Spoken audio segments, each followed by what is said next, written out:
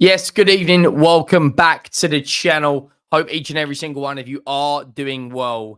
Chelsea transfer rumours revealed, transfer plans revealed. Elise, according to reports, wants a Chelsea move. How are they going to line up under Enzo Maresca? Let me know your thoughts down below if you haven't already. They've actually had a relatively good start to the transfer window. Tosin Adarabioyo has been confirmed. Thiago Silva has rejoined Brazil, um, gone back to his roots, and now they're looking at Michael Olise and Viktor Gyökeres is the latest name to be linked after Benjamin Sesko has remained at RB Leipzig. If you're new to the channel, go down, hit that subscribe button, and if you are enjoying the content, please do go down, press a thumbs up. We are less than 300 subscribers now, away from 8,000, which is absolutely ridiculous considering this channel isn't even 4 months old. Now, as it stands, Chelsea are, I'm not going to lie, being one of their arch rivals, of course, we talk about transfers on this channel in general, but Chelsea annoy the life out of me because one way or another, by hook or crook or genius or insanity, they somehow managed to have really good transfer windows. Even at their worst, they're bringing the likes of Nkunku and Cole Palmer. And I do believe Chelsea are in this predicament now where, if you want to call it a rebuild or an overhaul of the squad, there's a lot of players being linked to moves away. And Chelsea have identified two positions that they want to strengthen. They want to bring in an out-and-out number 9, and they want to bring in a wide player. Now, we'll start with Olise, because Olise has been all over the socials. Manchester United and Chelsea are the two teams being heavily linked with a move. Now, Michael Olise last season had an unreal campaign, especially towards the end. 16 goal contributions in 19 games, and he's an out-and-out winger. The question mark where I question Enzo Maresca in terms of where is he going to play? Because, Todd Bowley has come out and said that he wants Nkunku, and the idea at Chelsea is Nkunku will be the 10. Now, of course, had a very, very good season at RB Leipzig a couple of years ago. Joins Chelsea, gets a terrible, terrible injury. Unfortunate, but it happens. And didn't really play barely any football last season. They signed Cole Palmer, who for me was one of the best players in the Premier League. And I think he well deserved his Young Player of the Year. And you could have argued he should have had Player of the Year as well. 20 odd goals in a team that's struggling. He goes in, grabs the team by the scruff of the neck and drags them through. Now, Elise, I don't know where he's going to play. I'm going to be honest. I don't know where he's going to play because you got the likes of Madueke who can play on the right. You got Cole Palmer who can play on the right. You've got the likes of Mudryk, Raheem Sterling. You've got the likes of Jackson. You've got so many versatile forwards that can all play a number of positions. Now, I personally believe that the likes of Olise is best on his right. However, he has played on the left in general, but we all know he's brilliant at being on that right-hand side and cutting in with that left peg, kind of like the Mahrez and Salah side of things. But he's heavily linked to a move to Chelsea, and according to reports, he has chosen Chelsea over Manchester United. He's been at Palace since July the 8th, 2021.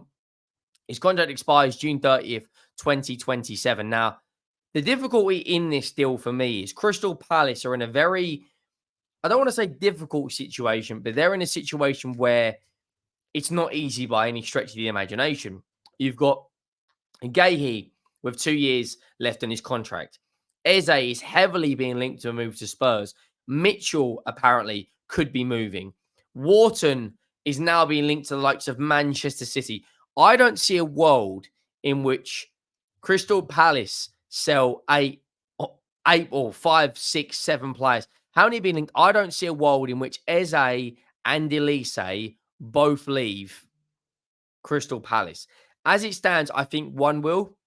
Now, Olise seems to be Man United's top target and Chelsea's top target, and Eze seems to be, only really Spurs and Newcastle are coming in for him. If Olise joins Chelsea, I believe you could quite easily play Cole Palmer as a left winger, and you could quite easily play Olise as a left winger. I guess it gives a selection headache to new manager Enzo Maresca, but I would be extremely annoyed if he joins Chelsea because he's a top player, and they seem to find a way to get good players to join them.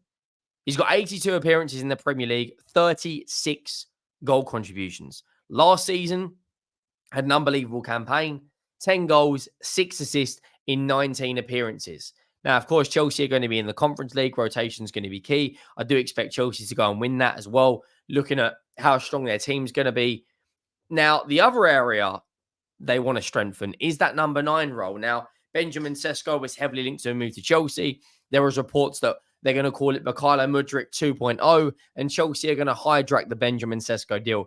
In hindsight, I do think it's the correct decision for Benjamin Sesko to stay at Leipzig, get another year under his belt, and play in Germany, get another season, kind of similar to what Erling Haaland did when Man United wanted him under Ole Gunnar Solskjaer, and he said, "No, I'm going to do one more year," and he smashed it at Dortmund. And Benjamin Sesko seems to be going in that direction. He will be a top player. He has a gentleman's agreement with the new director of football at Leipzig. And overall, I do believe he probably will leave in the next 18 months from Leipzig. But as it stands, Chelsea are in a situation where their striker problem, I do think, will be solved this summer. You know, they got the likes of Nicholas Jackson, who divides a lot of opinions. In a Chelsea shirt, he's actually got a relatively good return, 14 goals and 5 assists. And of course, Chelsea made the League Cup final and made the FA Cup semi-final. And if Jackson had his shooting boots on, he would have won that FA Cup semi-final on his own.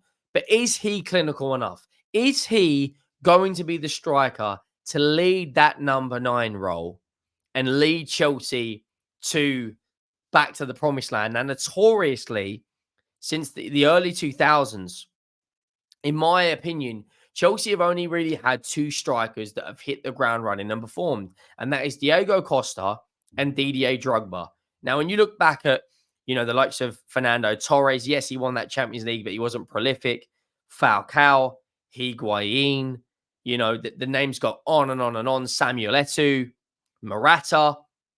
You could probably rule off 10 names on your own about the strikers that haven't performed at Chelsea. Now, one name that is being heavily linked with a move to Chelsea now in the last kind of 24 hours is Viktor, I'm probably going to butcher the surname, Gyökeres, Swedish international playing out in Portugal.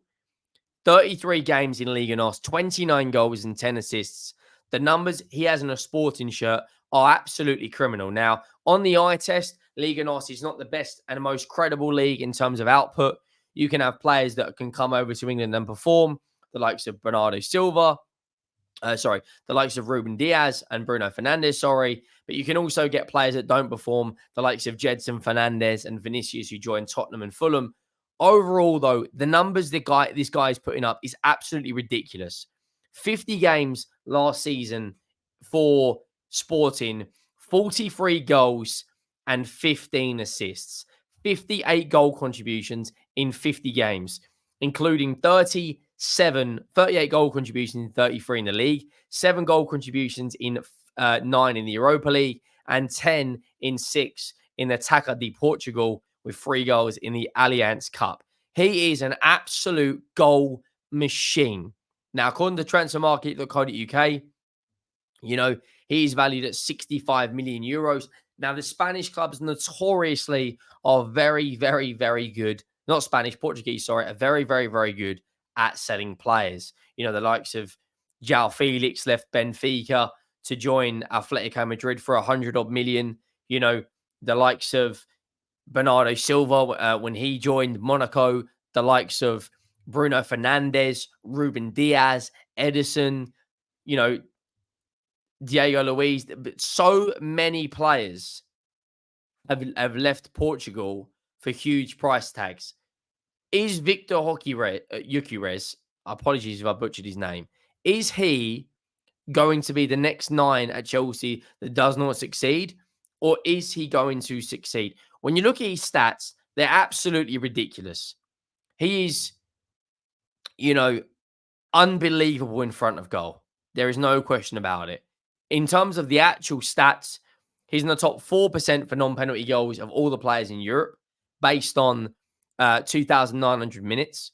He's in the top 3% for expected goals, top 3% for shot creating actions, top 1% on progressive passes, successful take-ons, touched in the penalty area, and progressive passes received. We are talking about an absolute machine, but we're talking about a player that's only done it in Liga NOS and the Championship, where he did have a relatively good return at Coventry. Hasn't done it in any of the top 5 leagues in, in La Liga or the Premier League, for instance. Is it a bit of a risk? It is. They're looking for 100 million euros, according to reports. Or do you turn to a more prolific Premier League striker, the likes of Ivan Toney or Alexander Isak? I do think the number 9 is the most important role for Chelsea, because the likes of Broja is being heavily linked to a move away. Raheem Sterling's being linked to a move away. He's played in a false nine. And Nicholas Jackson, for me, isn't as prolific as the strikers that we have just mentioned. He is a goal scorer, and I do believe they personally should keep him in and around that team, because I do believe he can contribute. And Chelsea are going to be in full competition next season. And effectively, they have to get back up to the top 4 and start challenging again. But as it stands right now, that number 9 role for me is so important for the future of Chelsea Football Club. And they've had a good start to the window. They've signed Tosin Adarabioyo. They are in a relatively good position right now. And I do believe they will be. I believe Chelsea will be successful under this ownership. I don't necessarily know if Enzo Maresca is going to be that guy. He's only had 1 year's experience at Leicester, very small sample size, but only time will tell. Let me know your thoughts down below on Olise, Gyökeres, Jackson, and all the latest Chelsea news. Make sure you have subscribed to the channel. I will see you all in the next one. Thank you all for watching. I am